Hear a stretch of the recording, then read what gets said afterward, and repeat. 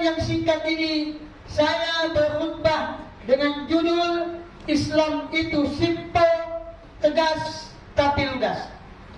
Ketika kita membaca firman Allah Subhanahu wa taala di dalam Al-Qur'an surat 16 ayat 125, Allah berfirman, "A'udzu billahi minasyaitonir rajim.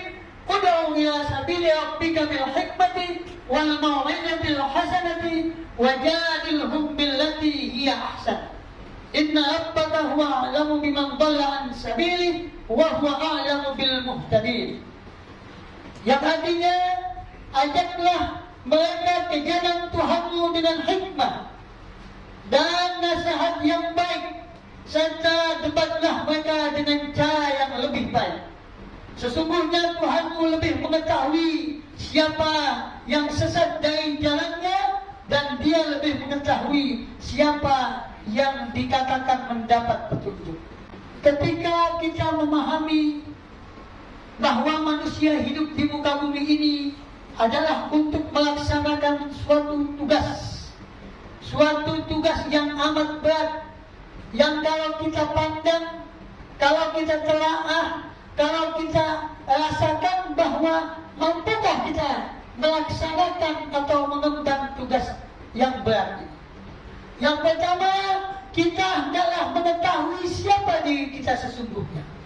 Ketika kita mengerti tentang diri kita, ketika kita mengerti siapa sebenarnya kita, maka kita akan tahu bahwa kita itu adalah ciptaan Allah, bahwa kita adalah hamba Tuhan yang diberikan satu amanah di dalam kehidupan ini sebagai makhluk ciptaannya untuk melaksanakan tugas-tugas menyelamatkan diri kita, umat manusia, dan menerapkan kedamaian demi mencapai kebahagiaan di masa yang akan datang. Di dalam Quran surat 51 ayat 56 sering kita dengar Allah berfirman, "A'udzu billahi minasyaitonir rajim, wa ma khalaqtul jinna wal insa illa liya'budun." Tidak aku ciptakan jin dan manusia kecuali untuk mengabdikan diri kepada. Artinya kita hidup ini mengemban satu tugas untuk pengabdian kepada Sang Pencipta. Yang kedua, bagaimana kita bisa mengabdi kalau kita tidak tahu bahwa kedudukan kita sebagai hamba Tuhan? Di satu sisi kita sebagai khalifah yang ditugaskan sebagai penguasa di muka bumi ini. Oleh sebab itu, kita pasti akan butuh satu komunikasi antara kita dengan yang lainnya. Amanah yang kita emban, kita mengabdi kepada Pencipta kita. Kita adalah berbuat baik kepada sesama kita demi keberlangsungan hidup kita di muka bumi ini. Karena manusia adalah makhluk sosial. Manusia adalah makhluk yang tidak bisa berdiri dengan sendirinya, kecuali dia memohon bantuan kepada orang lain dan juga mengharapkan satu saat untuk bisa membantu orang lain. Dan yang ketiga adalah ketika kita memahami bahwa komunikasi itu penting, maka kita hendaklah memahami ilmu-ilmu tentang komunikasi. Oleh sebab itu dikatakan, "Ud'u ila sabili rabbika bil hikmah." Ajaklah mereka ke jalan Tuhanmu dengan hikmah. Dalam konteks ini bukan hanya dakwah saja, bukan hanya berkaitan dengan agama saja, tapi dalam seluruh urusan di dunia ini, baik hubungan kita secara personal, baik hubungan kita secara sosial, baik hubungan kita dengan Tuhan kita, hendaklah kita bersikap bijaksana. Hendaklah kita mengerti bahwa di sana pasti ada perbedaan. Antara laki-laki dengan perempuan pasti ada perbedaan. Antara kakak dengan adik pasti ada perbedaan. Antara pemikiran kita dengan orang lain pasti ada perbedaan. Dan perbedaan itu bukan menyebabkan harus menjadi sesuatu yang berselisih, yang menjadi perpecahan, yang menjadi membuat hidup kita tidak nyaman, baik secara pribadi, keluarga, masyarakat, atau lingkungan kita. Contoh yang paling kecil, bagaimana kita bisa mendirikan suatu rumah tangga yang kukuh kalau kita tidak mengetahui tentang ilmu berumah tangga. Ilmu berumah tangga diantaranya adalah saling asih asuh. Ilmu berumah tangga adalah al-rijalu qawwamuna 'alan nisa. Lelaki adalah diberikan pertanggungjawaban yang lebih daripada perempuan. Lelaki kuat, lebih kuat daripada perempuan. Tapi bukan berarti kita mesti berkuasa dengan semena-mena. Istri kita, anak kita, semua itu adalah cahaya mata kita. Semua itu adalah pasangan kita yang akan mengajak kita kepada kebahagiaan hidup di muka bumi ini, bahkan untuk kehidupan yang akan datang. Maka kalau kita mengerti ketika perbedaan pendapat terjadi di lingkungan kita yang paling kecil sekalipun, hendaklah kita mengajak dengan konsep musyawarah. Itulah yang dinamakan hikmah.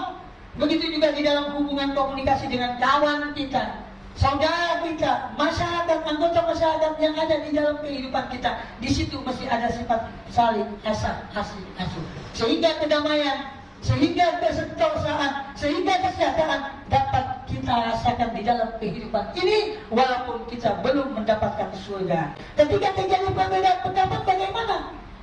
Hendaklah kita mengajak dengan hikmah, bermusyawarah, bahkan kita adalah memberikan nasihat ketika kita tahu bahwa itu memang perlu dinasihati. Tapi jangan sembarangan kita memberikan nasihat. Nasihat itu diberikan kepada dua golongan. Yang pertama, golongan itu adalah orang yang dekat kepada kita, yang sudah tahu siapa kita dan kita tahu siapa dia. Yang kedua, nasihat itu ketika dibutuhkan. Ketika orang itu dekat kita, ketika orang itu membutuhkan, itu baru kita berikan nasihat. Jangan kita meletakkan sesuatu bukan pada tempatnya. Kalau kita meletakkan sesuatu bukan pada tempatnya, berarti kita zalim terhadap diri kita, zalim terhadap orang lain, bahkan akan menimbulkan kekecewaan. Hal ini yang terjadi di masyarakat kita. Kesalahpahaman yang disebabkan karena ketidaktahuan antara satu dengan yang lain. Kesalahpahaman yang kadang-kadang dipicu oleh manusia tidak saling mengerti satu sama lain. Padahal Islam mengajarkan kita untuk lebih selamat, hendaklah kita saling asuh. Oleh sebab itu Islam mengajarkan kita bahwa hendaklah kita bermusyawarah, hendaklah kita berdiskusi. Kalau memang ada yang lebih baik, wajadilhum billati hiya ahsan.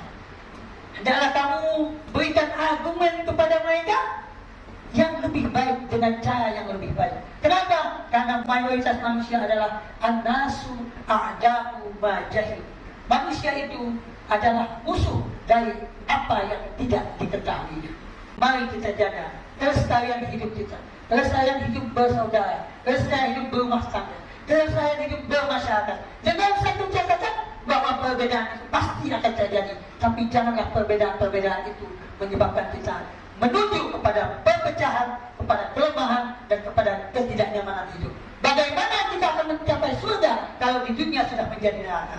Oleh sebab itu, jadikanlah dunia ini sebagai ladang amal supaya menjadi surga untuk sekarang dan yang akan datang. Mudah-mudahan Allah Subhanahu wa Ta'ala memberikan satu kesempatan kita untuk selalu merasakan hidayah, untuk selalu mencerminkan bahwa Islam itu adalah agama rahmatan lil alamin. Semoga kita menjadi orang yang berbahagia baik di dunia ini maupun di akhirat nanti. Amin ya rabbal alamin. A'udzubillahi minasyaitonir rajim. Bismillahirrahmanirrahim. Wal 'asri innal insana lafi khusr illa alladziina aamanu wa 'amilus shalihati wa tawassaw bil haqqi wa tawassaw bis sabr. Barakallahu li wa lakum fil Qur'anil 'azim wa nafa'ani wa iyyakum bima fihi minal ayati wa dzikril hakim wa taqabbala minni wa minkum tilawatahu innahu huwas samii'ul 'aliim.